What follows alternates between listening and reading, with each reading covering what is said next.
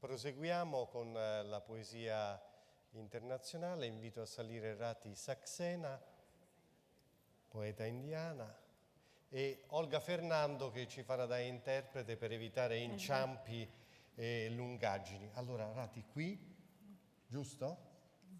Olga lì e io mi metterò qui. Buonasera.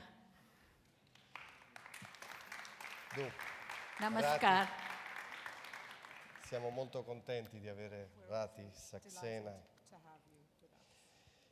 Rati Saxena, poeta, traduttrice e direttore del Festival internazionale di poesia Kritya, che si tiene in India, ed è una studiosa delle scritture vediche. 11 sono le sue raccolte di poesia in hindi e io ne ho qui uno, è l'unico tradotto in italiano? These poems have been translated with my friends. This is Federico Federici, Zingonia, Roberto Piperno, and Anna. So I have collected them in a book form. Okay. Sì, devo ringraziare per questo appunto i miei amici, nonché i traduttori che hanno curato questa raccolta di mie poesie. Li ricordo: Federico Federici, Anna Lombardo, Roberto Piperno e Zingonia Zingone, che ho visto prima qui. Comunque li saluto e li ringrazio. Dunque, dicevamo 11 raccolte. La poesia, ho letto in un'intervista che proprio a Federico Federici, che Rati Saxena dice: la mia poesia è molto diversa da quella dei poeti indiani contemporanei. In cosa è diversa? Yes, my poetry is quite different from contemporary Indian poetry also, especially in Hindi. The cause is that I live in isolation, means I live away from my language. I live in south of India and I write in a North Indian language. This is one cause. Second thing, that my poetry starts from the Vedic age, which is my subject. The ancient Vedic literature I study, and I feel that was the best poetry part of India, and that is a big impact on me. Third thing, that what my imagination and my presentation is and my thinking is not dependent and not learned by contemporary any Indian poet. Sì, è vero questa affermazione, la differenza tra me e altri poeti contemporanei indiani, soprattutto quelli che scrivono in hindi, è dovuta a tre fattori essenzialmente. Il primo è che io vivo lontano dalla mia terra, in quanto vivo nell'India del Sud, e invece scrivo nella mia lingua, che è la lingua dell'India del Nord. In secondo luogo, la differenza sta nell'argomento che io affronto e il legame molto stretto con l'antica tradizione letteraria vedica, che secondo me ha avuto una grossissima influenza e che più ha dato forma alla mia espressione poetica. E in terzo luogo vi è una differenza nell'elemento diciamo del pensiero, della presentazione e dell'uso dell'immaginazione rispetto ai poeti contemporanei indiani. Dunque, solo un'ultima domanda e poi ti ascoltiamo leggere. La religione, tu sei una studiosa delle scritture vediche, dell'Atharva Veda, non entra mai nella tua poesia, non c'è un collegamento con la religione vedica?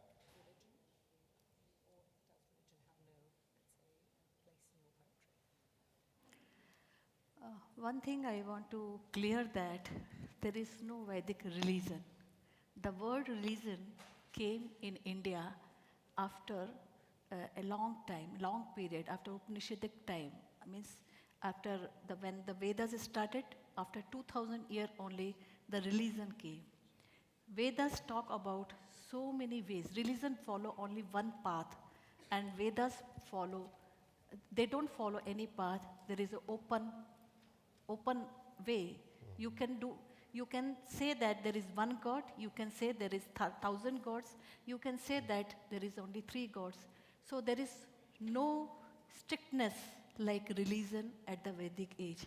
So that is the one thing. So it is not a religion. Later on, Hindus claimed that Vedas belong to their religion. But it is not a religion, one thing.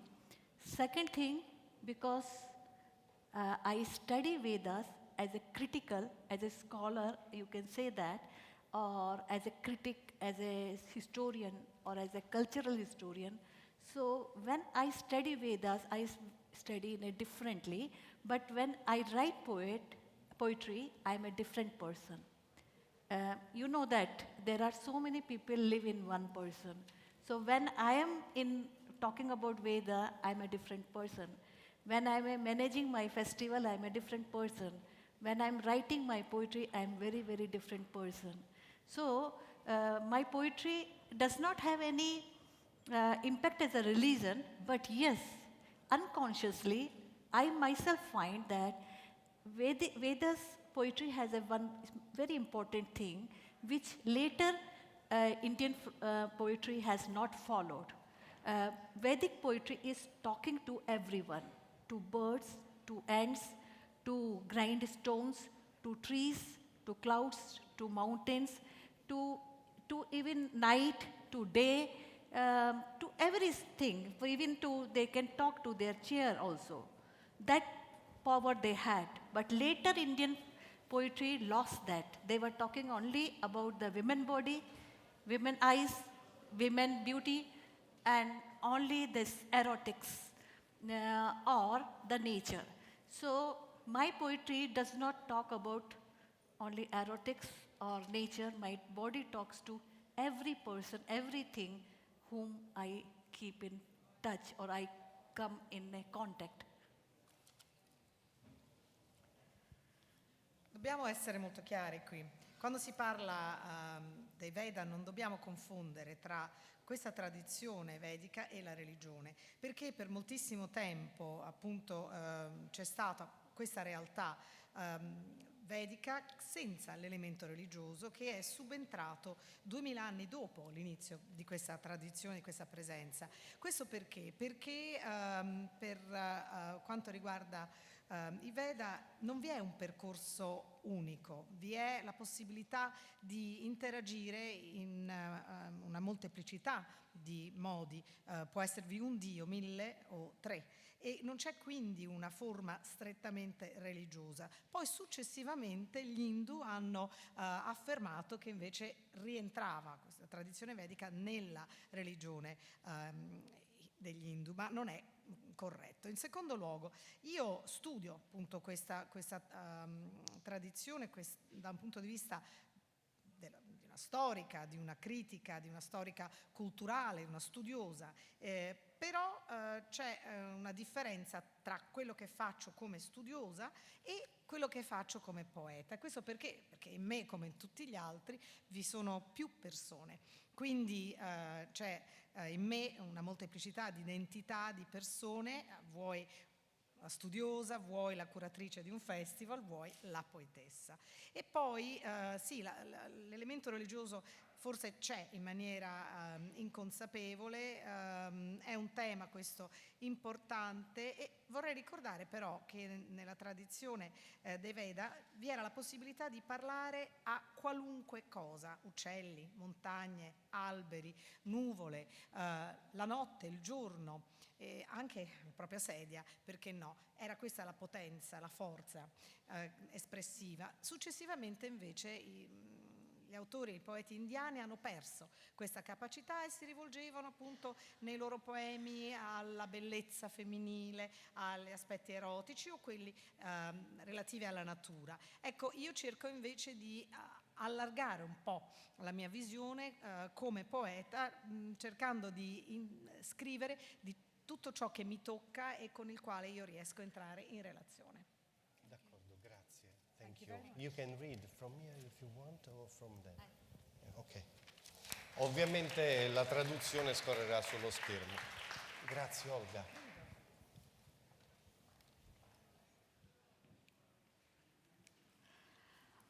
My poems also need a little introduction because it is Indian poem, so I feel that she will explain.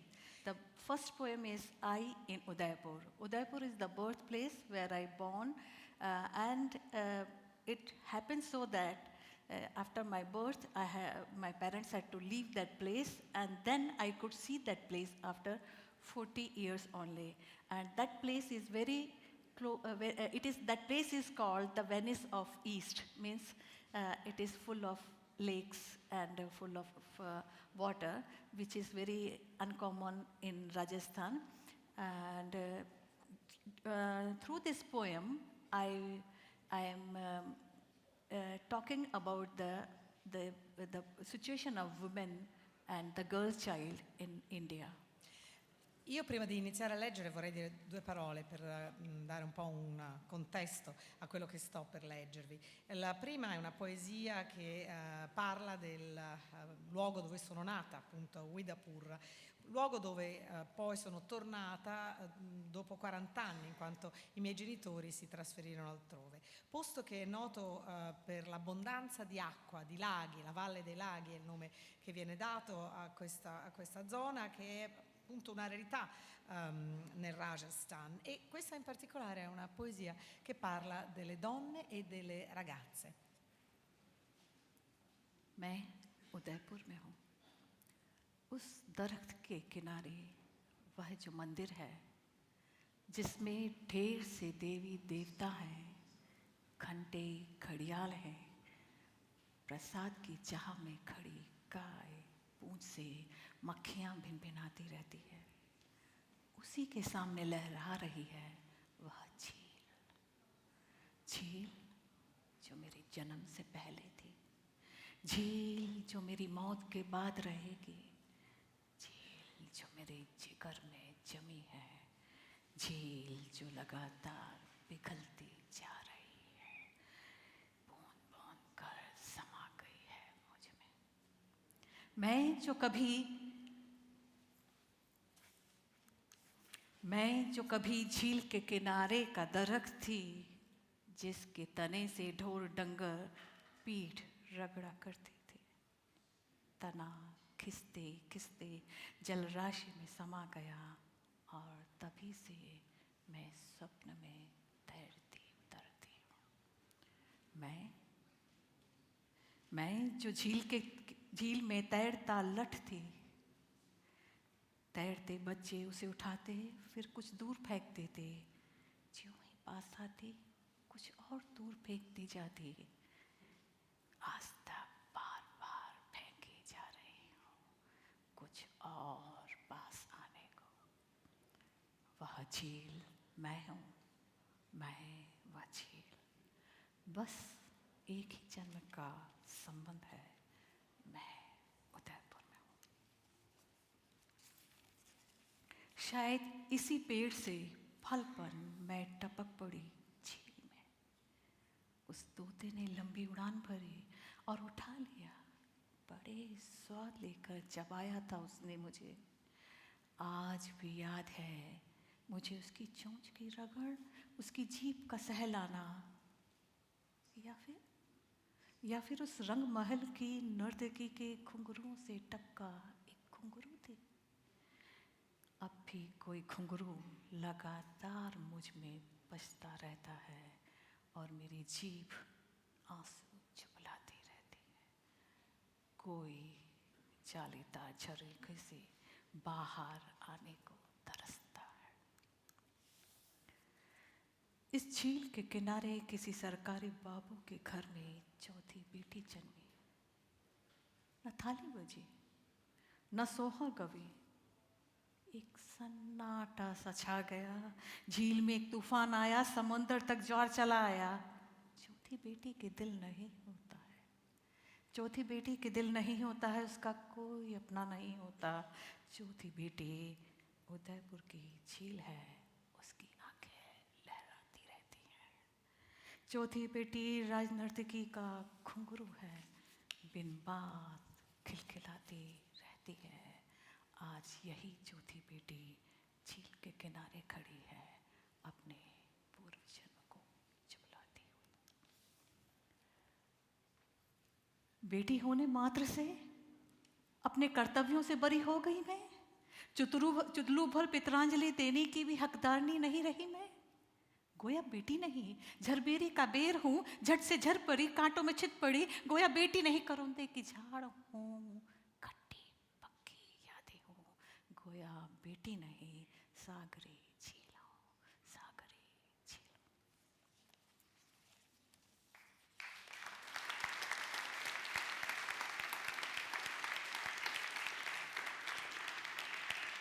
Gracias.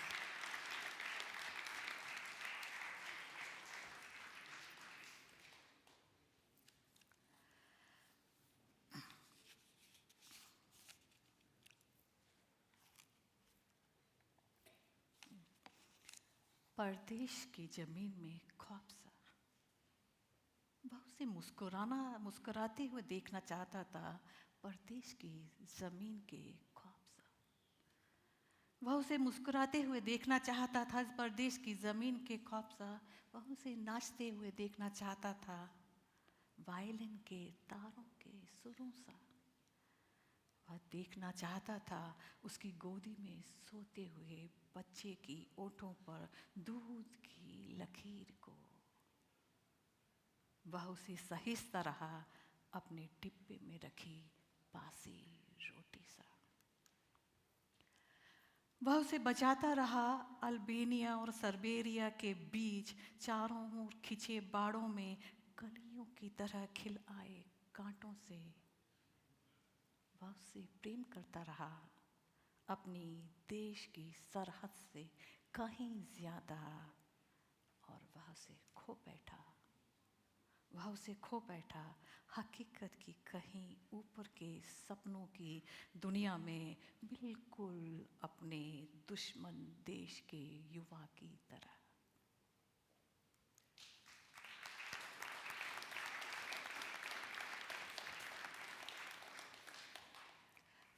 This poem I want to give a little introduction, please.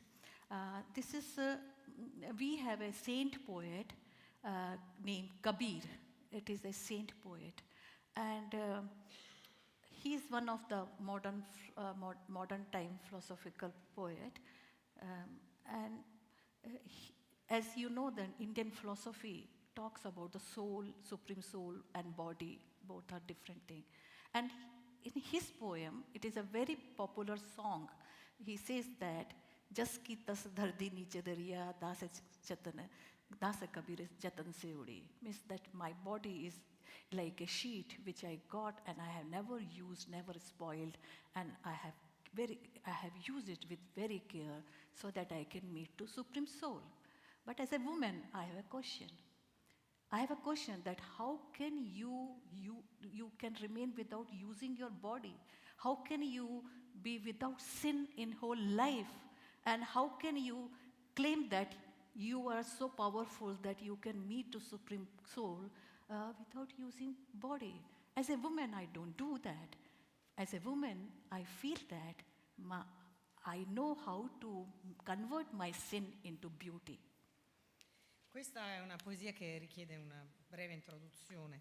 Noi abbiamo un poeta santo, dal nome Kabir, un poeta filosofo moderno, e nella filosofia indiana, come saprete forse, è molto importante il legame tra l'anima suprema e il corpo. E esiste questo canto di questo poeta nel quale si rende lode a chi riesce a non violare, non sporcare il proprio corpo, perché possa poi permettere di raggiungere appunto lo stato di anima suprema. Ma io come donna mi dissocio da questo tipo di filosofia, perché per me è impossibile, impensabile vivere senza in qualche modo essere diciamo coinvolta nel peccato senza usare quindi il proprio corpo per raggiungere poi uno stato supremo. E secondo me invece dobbiamo collegare appunto il nostro corpo con questo stato, con la nostra anima, e quindi si dà il senso del peccato. Thank you. मेरी चदरिया, उस सुबह मेरी चदरिया में था एक नन्हा सा चित्र, मेरी नींद का परिणाम, मेरी नींद का परिणाम। दिन भर उलझती रही मैं रेशमी धागों से, और अगली नींद से पहले मेरे सामने थी एक खिड़की, उसमें घनघोर घुसते सपने। अगले दिन फिर एक नया छिद्र, और इस बार रेशम का सादिया रंगों ने रात से पहले तैयार था मेरे पास एक दरवाज़ा। नींद को बहाना मिल गया खिड़की से झांकने की जगह दरवाजे से निकल रात रात भटकने का, रात रात भटकने का। हर सुबह एक नए छिद्र के साथ आती रही, हर सुबह एक नए चित्र के साथ आती रही। दोपहर रेशम रंगों और कूंजियों में व्यस्त रही। अब मेरी चदरिया में विशाल आंगन, घना बरगद, बरगद पर परिंदे, और परिंदों की चोंच में लाल सितारे। सूरज और चांद अब भी दूर थे, सूरज और चांद अब भी दूर थे। मैं हर दिन खोजने लगी नए नए चित्र बुन जाएं जिनमें सूरज और चांद इस आदम ब्रह्मांड के पार अनेकों ब्रह्मांडों के, और अंत में ऐसा चित्र जिससे निकल कर मैं समा जाऊं चित्र रहित आलोक में, चित्र रहित आलोक में।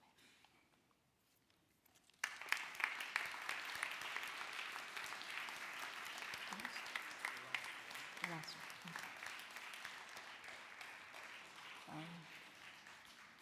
This is mother's poem for the mother.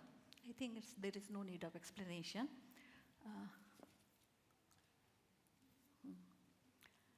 कुछ बचा कर रख लेती थी माँ, कैसी भी परिस्थिति में, कैसी भी दुविधा में खाली नहीं होता था माँ का भंडार। थोड़ा बहुत बचा कर रख लेती थी, तेल, अनाज, दाल और अचार। बढ़िया में नमक के दाने, मर्तबान में गुड़, जी लेते सदियों उसकी जादुई कोठरी में। सिम सिम कहे बिना निकाल ले आती थी माँ थोड़ा बहुत ज़रूरत का सामान। किसी भी समय, कैसी भी परिस्थिति में खाली नहीं होता था माँ का भंडार। माँ बचा कर रखती थी थोड़ा बहुत मांस कमर और कूल्हों पर, एक के बाद एक जन्मते 7 बच्चों की भूख के लिए, और उन गुदगुदे एहसासों के लिए जिस पर सोई उसकी अगली पीढ़ी। बचा कर रखती थी माँ वे किस्से और कहानियाँ, अनजानी धुनें, सपनों की सीढ़ियाँ, बच्चों के लिए जो ठिठके रहे बड़े होने तक नानी की कहानियों में। आखिरी समय माँ ने बचा कर रखी थी कुछ सांसें, बेटियों का मेकअप बना रहे उसके लिए, और पानी में पड़ी शक्कर की बोरी की तरह घुलती रही। शुक्रिया। Gracias.